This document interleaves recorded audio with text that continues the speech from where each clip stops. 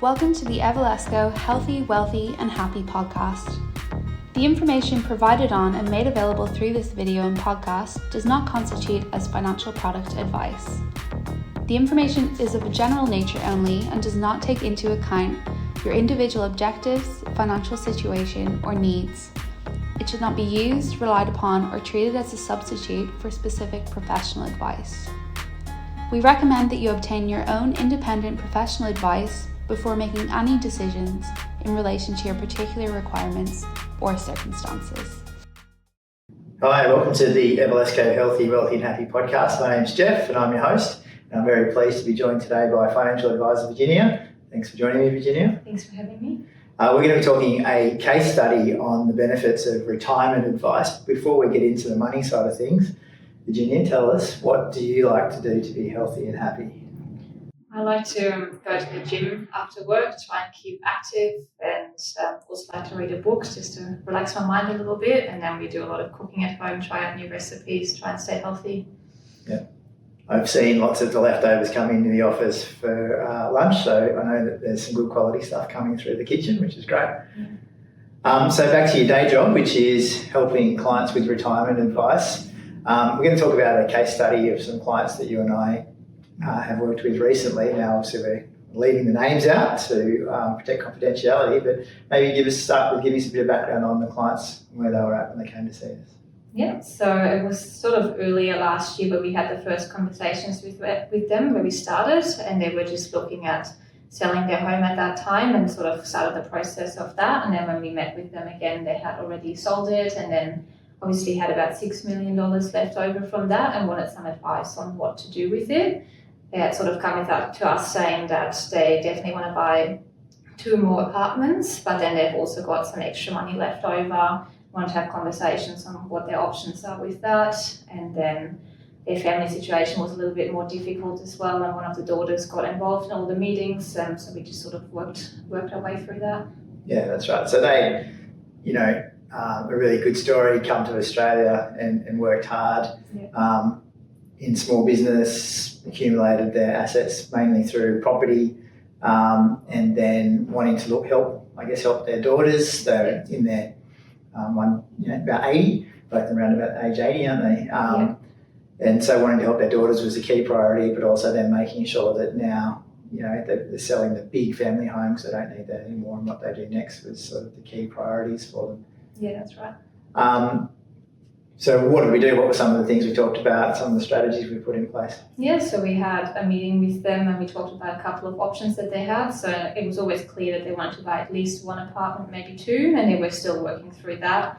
But then we also looked at, so they didn't have a super account at all. So we talked to them about that, putting some money into super via downsizer contribution. So that means that they can have a lot of money in a tax-free environment. So it was $300,000 each that they were able to contribute. So we opened new super accounts for them, gave them some investment advice, talked them through that.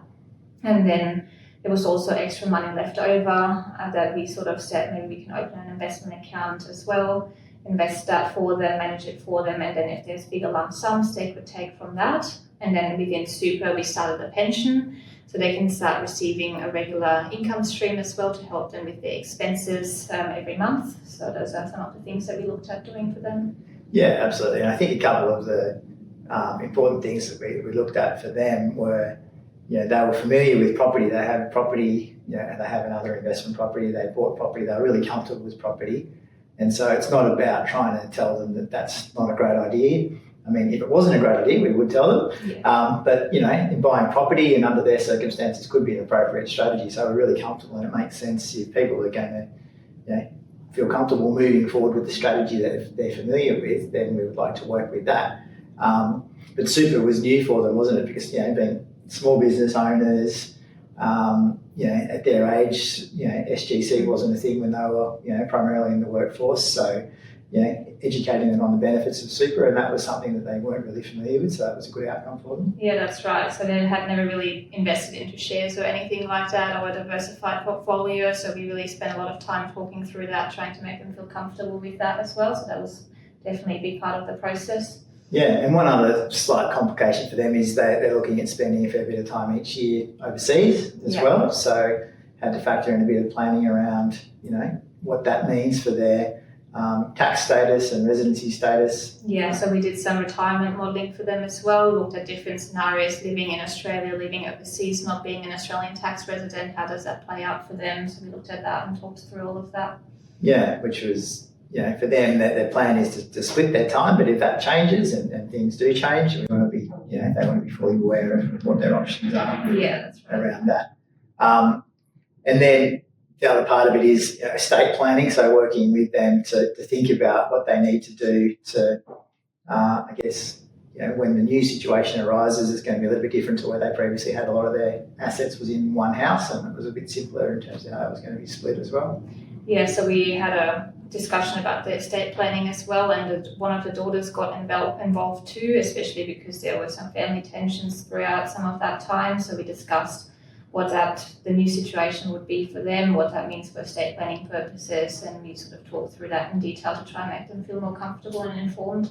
Yeah, I think it's fair to say we probably had maybe 5 meetings before we implemented the advice, which is not common but not unusual either. It's when there are complications and as we said, a bit more education required, and happy to take the process slowly. But it was good for them that they came and saw us the first time before they'd made any decisions. Yeah, it was good. So we definitely had a few more meetings that we sometimes do, but because there were so many variables in what they wanted to do, there were so many things to talk through, because they didn't feel comfortable at the start and they didn't really know what they wanted to do with all the money, and it was all new to them. So that's why that was really important, and they felt really good with that, I think, and now we've got them a good path forward. Yeah, so what do you think are some of the key benefits of where they've ended up? Yeah, so we, as I mentioned before, we opened super accounts for each of them, started the pension, so now they're getting a monthly income, which really helps them with cash flow.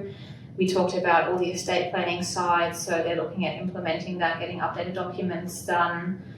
We had the daughter involved as well, so everyone in the family sort of knows what's happening, everyone is aware, and just educated them on a lot of the investment sides as well, so they feel comfortable, and I think they've got a peace of mind now that we're looking after them and they've got a clear path forward as well. Yeah, very much so. And they've got, they've bought one of the new apartments which they're living in for when they're in Australia, and they're really settled into that, and we talked about how much they could spend on that and appropriately allocate to that, and they stuck within that budget, and they're really happy with that apartment. And then they've got a clear sense of where the income is coming from to allow them to continue to do what they're doing, and they've got a really clear sense of if anything happens to either of them, what happens, and if anything happens to both of them, that their daughter's going to be well looked after as well. So. Yeah, that's right. And we're still having ongoing conversations. So they only bought one apartment for now. They're still thinking about the second one. So we're still having conversations with them. And once they pull the trigger on that, then we'll see what we do with the remaining funds that are left over if we start an investment account as well. So it's still an ongoing process with them. Yeah, I think that's a really good point.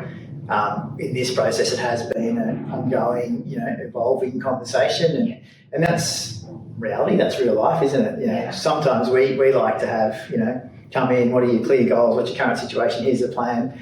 But that doesn't often happen in scenarios like this where there's a few more moving parts. So it's good to be able to have that conversation and slowly, implement what needs to be implemented, understanding what the priorities are, taking our time for them to get clear on what the priorities are as well. It's worked well for them. Yeah, that's right. I mean, we try and put a plan in place, but life changes, and we always say that as well. So we can always update the plan, but at least we've got something that we're working towards, and then we can work from there and update it as needed and have more discussions. Yeah, fantastic. So I think this is a really great example of, people who were already in retirement, they had stopped working, they were asset rich, not necessarily having the cash flow or confidence or certainty around that, and the ability to be able to use what they've got to put in place a plan which gives them some great certainty has led to some really good outcomes. Yeah. Well done for your work on that. Thank you. And thank you for sharing the story with us today. Everybody at home, thank you for listening. And if you would like some help with retirement planning, the sooner you start, the better, as we sort of found out through that scenario, because things can change and we can take our time to unpack some of the issues. Get in touch with Virginia or somebody in the Evalesco team, and we'd love to help you. And in the meantime, have a healthy, wealthy and happy day. Thanks for tuning in to the Evalesco Healthy, Wealthy and Happy podcast. If you would like to learn more about anything you've heard in this episode, please give us a call on 02 9232 6800 or email admin@evalesco.com.au. Make sure to subscribe to our channel for more Evalesco podcast episodes and stay up to date by following us on Instagram and Facebook.